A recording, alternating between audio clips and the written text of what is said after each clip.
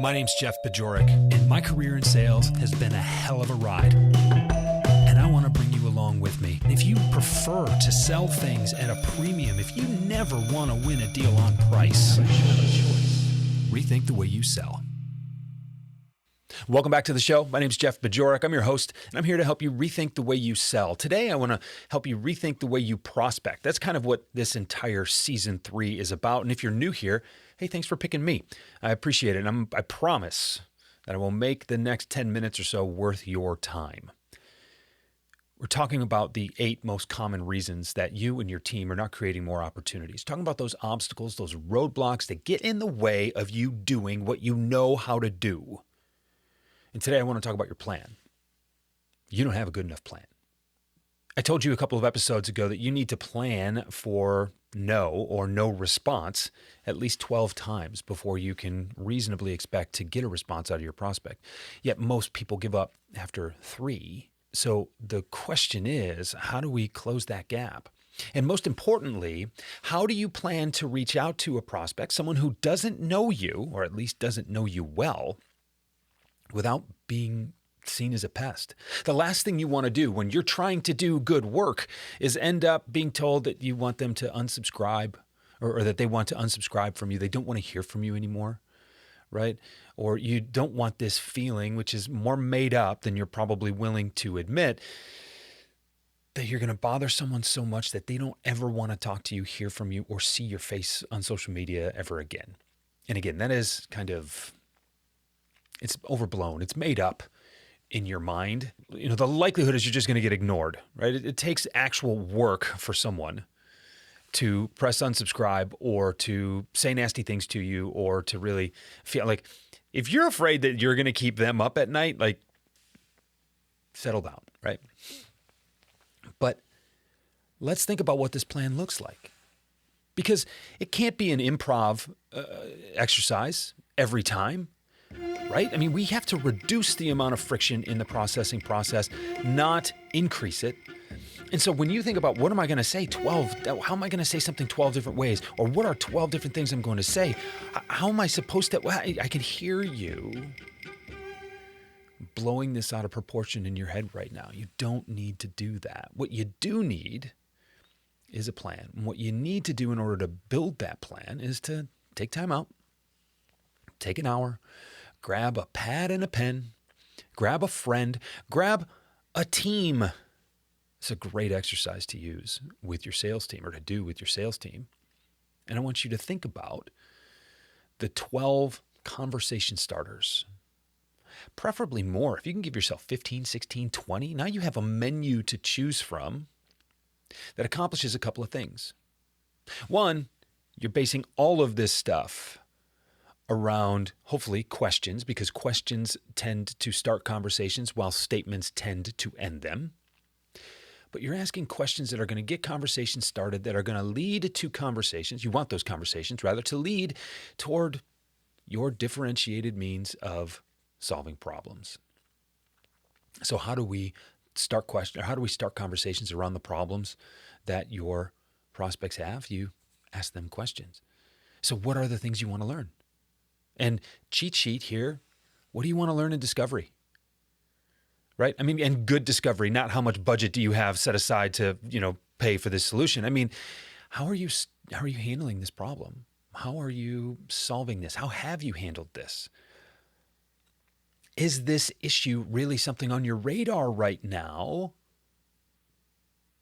Those are the kind of questions that you can ask with specificity. You want to ask them in discovery anyway. Well, what does discovery do? Discovery helps you to help your prospect start thinking in a way that's going to position you as the solution. Well, why not start earlier? Why not ask those questions in your prospecting?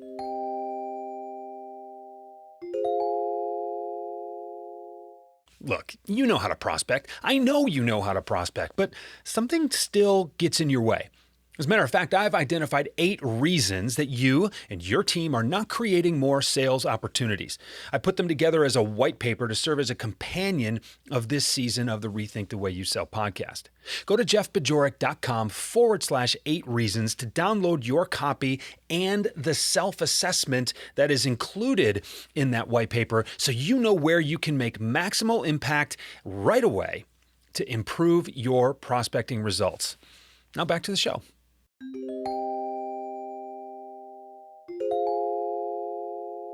Now, later this season, I'm going to actually help you outline these questions. I'm going to help you with some specific exercises. I'm going to break this whole thing down for you, so stay tuned for that. But right now, what I want you to start thinking about is you should be prepared to ask these questions. You should be prepared to start these conversations. You should be prepared with content to justify the conversations. Because remember, we're talking about prospecting, which means you need to demonstrate yourself as someone worth talking to with something worth talking about. Well, what's worth talking about?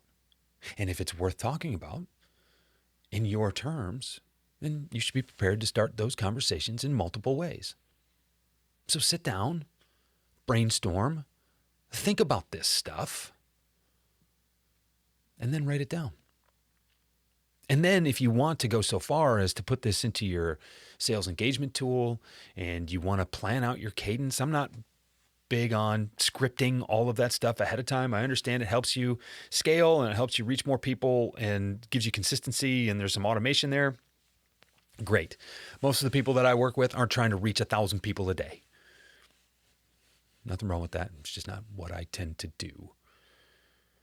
But most of the people that I do end up working with are stuck here. They think they've done enough by having a couple of preloaded questions. They think they've done enough by reaching out a couple of times and saying, "Did you get my email? Did you get my last call? Did you have any questions about that?" No, they didn't. And that's on the seller. That's on the prospector, right? So I help people with that kind of thing. So consider what you're trying to do here. Consider your new expectations. Once I changed your eye level, with that episode just a couple of weeks ago, and use that new lens to come up with a plan. Now, when you have a plan, what's the solution here? What's it really look like? Well, when you have the plan, you already have a good idea of what you want to say. And so it's really easy to just go to that menu that you create and pick a question, pick a provocative statement, pick something that is going to make your prospect think, pick something that is going to start creating a little bit of tension. You don't need to do that on demand. You do it ahead of time so it's available when you need it. If you want to do it on demand, you got to make it available for on demand first. And that's what I'm asking you to do. So now with the new expectation of more outreach over a longer period of time, think ahead of time of what that outreach looks like. And it's such a simple concept. I can't believe I've talked about it already for 7 minutes. It's do the work ahead of time, do the hard work up front that makes the selling part easier. Jeffrey Gitomer said that in the Little Red Book of Selling. It has stuck with me like a small handful of his quotations that I've read over the years, and I think it should stick with you too. We're talking about an hour, maybe an hour and a half, depending on how big your team is. This is a really good use of a team meeting, like I mentioned before, and it enables everybody on that team to be a lot more effective. And not only will your prospecting be easier, it will be more effective. You will create more opportunities that will close more often. So I want you to think about that. While you're thinking about that, I want you to go to my website, jeffbajorek.com/resources. You can also get there by going jeffbajorek.com/tools. And I want you to download the white paper, the 8 reasons your team is not creating more opportunities. I want you to download that. It has this obstacle in it as well as the solution I just outlined and 7 more. So, of course, you can continue listening to the podcast. I'd love for you to subscribe to it. I'd love for you to share it with a friend. The next 4 are coming over the next several weeks. But little cheat sheet, little get me ahead, little, crystal ball so you can see what's coming. You can download that white paper. And, of course, if you or your team need some help with this, set some time aside to talk to me. This is what I do. This is how I help people. I'm happy to help. And even if that call that we have doesn't lead to a productive next step for us, you will leave having a little bit more information that will help you. And I'll leave having a little bit more information about what is really becoming a stumbling block for people like you in the market. So thanks for being here with me. Thanks for spending a few minutes with me today. I'll be back again in a couple of days with another episode, and I look forward to talking to you then. Rethink the Way You Sell is a Pod About It production. It's mixed and edited by Doug Branson, with music by Blue Dot Sessions and Doug Branson.